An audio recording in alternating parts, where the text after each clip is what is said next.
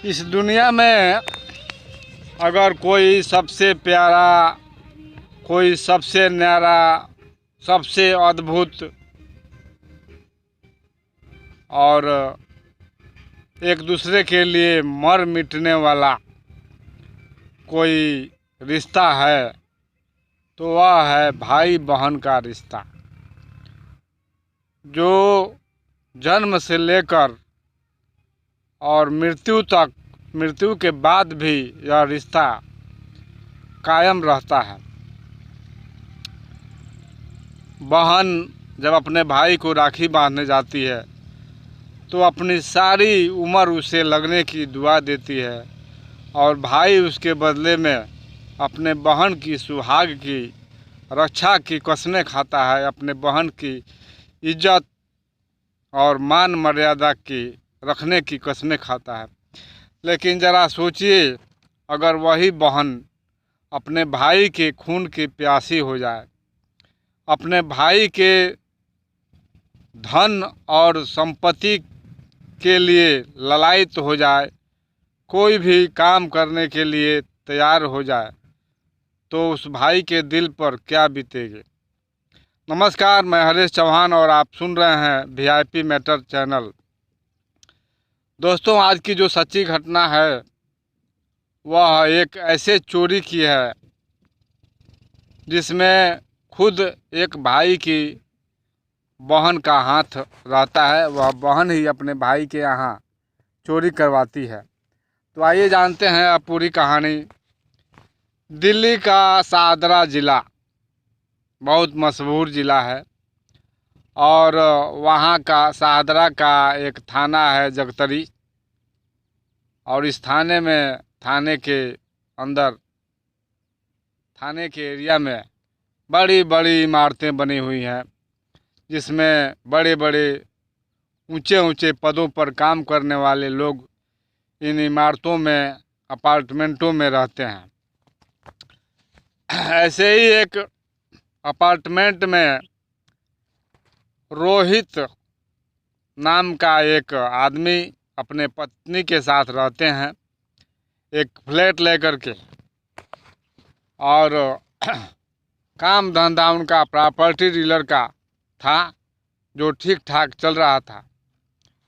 लेकिन उनकी पत्नी के पास एक कमजोरी थी, वह आभूषणों की बहुत शौकीन थी, जो कि हर औरत के साथ, हर औरत के पास यह कमजोरी होती है। वह बराबर आभूषणों की खरीदारी करती रहती थी।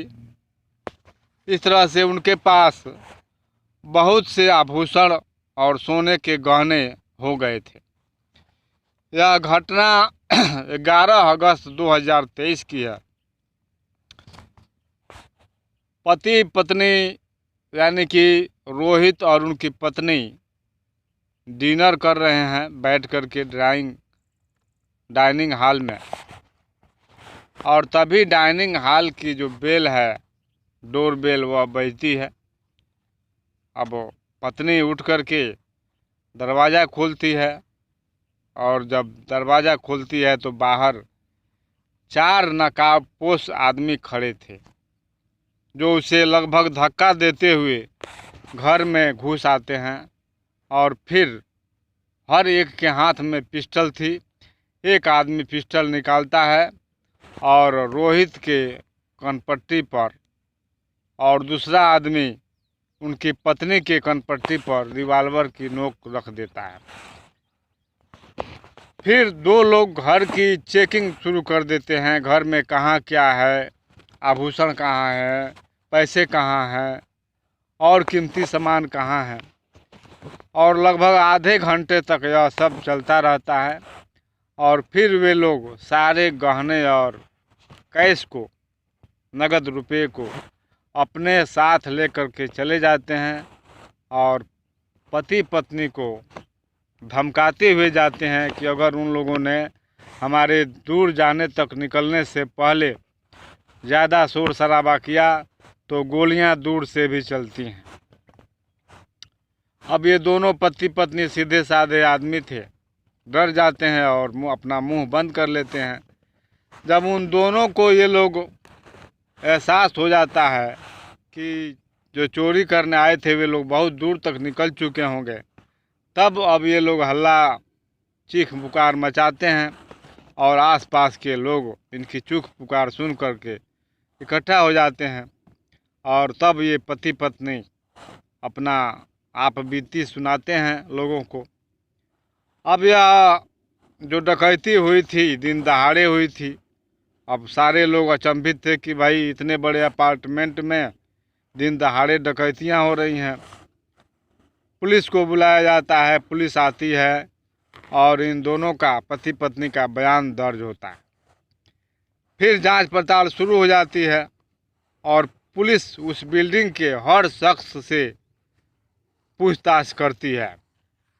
पुलिस को संदेह था कि इसी बिल्डिंग में रहने वाले किसी आदमी का यह काम है जो बाहरी आदमी को बुला कर ले जाकर और यह इस काम को अंजाम देता है, लेकिन संदेह किसी पर नहीं था।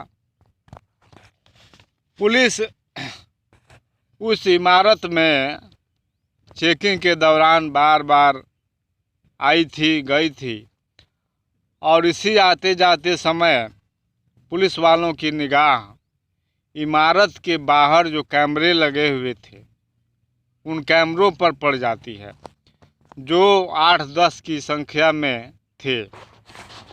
जब पुलिस उन कैमरों को चेक करती है तो 4 नकाबपोश तो दिखाई दे जाते हैं, लेकिन उनकी पहचान करनी मुश्किल है क्योंकि उनके ऊपर चेहरों पर नकाब चढ़े हुए थे।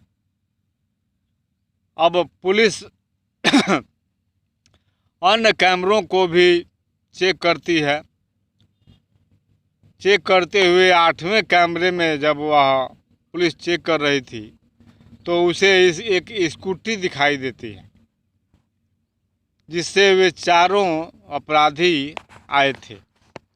स्कूटी के नंबर से जब मालिक का पता लगाया जाता है तो पुलिस उस मालिक के घर पर पहुंच जाती है, लेकिन वहां कोई मिलता नहीं है। वहां पर 2 वृद्ध दंपति मिलते हैं, पति पत्नी जो वृद्ध अवस्था में हैं, और उनसे पूछने पर पता चलता है कि जो उनका बेटा था कई दिन से गायब है। पुलिस उसका मोबाइल नंबर लेती है उसके माता पिता से और सर्विलांस पर लगाती है। तो जब सर्विलांस पर लगाती है तो वह मोबाइल स्विच ऑफ आ रहा था। अब पुलिस उस स्कूटी के मालिक आशु का कॉल डिटेल निकालती है और जब कॉल डिटेल निकालती है तो उसके जो वृद्ध माँ बाप थे उनका नंबर भी सर्विलांस पर लगा देती है। तब पता चलता है कि आशु की माँ के मोबाइल पर एक SMS आया था, जो एक फाइनेंस कंपनी मुथूट नाम की एक फाइनेंस कंपनी है, उसी कंपनी ने उस मोबाइल के नंबर पर एक SMS भेजा था, जिसे पढ़ करके जब वह SMS पढ़ते हैं पुलिस वाले तो कुछ ज़्यादा ही चौकन्ने हो जाते हैं। वास्तव में वह SMS सोना जमा करने का था। सब सोना जमा किया गया था और फिर उधर से जमा करने का मैसेज आया था। इधर राहुल प्रॉपर्टी डीलर के यहाँ से 40 लाख रुपए और सोने के जेवरों की चोरी हुई थी। फिर पुलिस जब कड़ी से कड़ी मिलाती है तो पुलिस को कुछ ज़्यादा ही संदेह हो जाता है कि आखिर बैंक में इतना सोना कहाँ से जमा किया गया है। फिर उस वृद्ध लोगों से जब पुलिस सख्ती से पूछताछ करती है तब दोनों बता देते हैं कि 210 ग्राम सोना जमा करवाया गया है मुथूट फाइनेंस कंपनी में। पुलिस माँ बाप को गिरफ्तार कर लेती है, उस वृद्ध दंपति को, और जब बेटे के बारे में सख्ती से पूछताछ करती है तब वे बेटे का जो चालू नंबर है वह दे देते हैं। पुलिस उस नंबर को जब सर्विलांस पर लगाती है तब उस सर्विलांस में चेकिंग के द्वारा 4 लोगों का नाम आता है।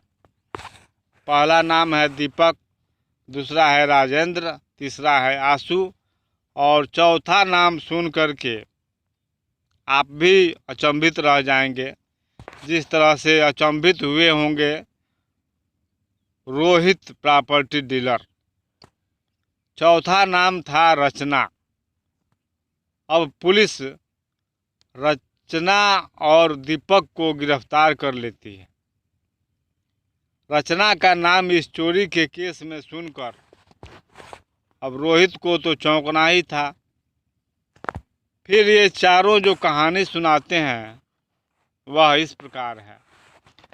रचना जो थी लड़की, वह रोहित की चचेरी बहन थी। वह दीपक से लिव इन रिलेशन में थी, प्यार करती थी उसे। वह रोहित और अपनी भाभी से कभी कभी मिलने आती थी। एक बार उसने रोहित की पत्नी को सोने का जेवर खरीदते हुए देखा था। भाभी जो थी रोहित की पत्नी, वह उसे अक्सर सारे जेवर अपना दिखाती रहती थी और इस तरह से उसने कभी पैसा भी जो रखा हुआ था उसे भी देख लिया था उस रचना नाम की लड़की ने, जो चचेरी बहन थी रोहित की।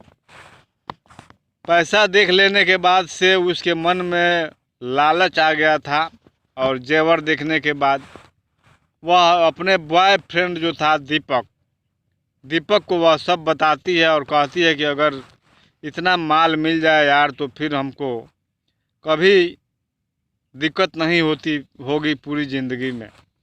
और तब भी जो उसका बॉयफ्रेंड था दीपक, वह भी कुछ करने के लिए तैयार हो जाता है और ये लोग दोनों मिलकर रोहित प्रॉपर्टी डीलर के घर लूट की एक योजना बनाते हैं। इसके लिए जो दीपक था वह अपने 2 दोस्तों आशु और राजेंद्र को भी शामिल कर लेता है कुछ पैसे का लालच दे करके। और रचना को अपने भाई भाभी की पूरी दिनचर्या मालूम थी कि कब ये लोग आते हैं कब जाते हैं। और इस तरह से ये लोग 11 अगस्त का दिन तय करते हैं और 40 लाख रुपए का कैश और 25 से 30 लाख रुपए की ज्वेलरी की भारी भरकम लूट को अंजाम देते हैं, जिसमें से 210 ग्राम सोना आशु अपनी मां के नाम से मुथूट फाइनेंस कंपनी में जमा करवाया था। उसे उसका हिस्सा मिला था 210 ग्राम डकैती की योजना को अंजाम देने में। अब पुलिस आनन फानन में रचना और दीपक को गिरफ्तार कर लेती है, लेकिन राजेंद्र और आशु अभी फरार चल रहे हैं। पुलिस जल्द ही उन्हें भी गिरफ्तार कर लेगी। तो दोस्तों, ये थी हमारी कहानी आज की, और यह कहानी आपको पसंद आई हो तो हमारे चैनल को ज़रूर सब्सक्राइब कीजिएगा, वीडियो को लाइक कीजिएगा, शेयर कीजिएगा और हर कदम कदम पर सावधान रहिएगा, अपने परिवार को भी सतर्क रखिएगा। फिर मिलेंगे अगले वीडियो में, तब तक के लिए जय हिंद।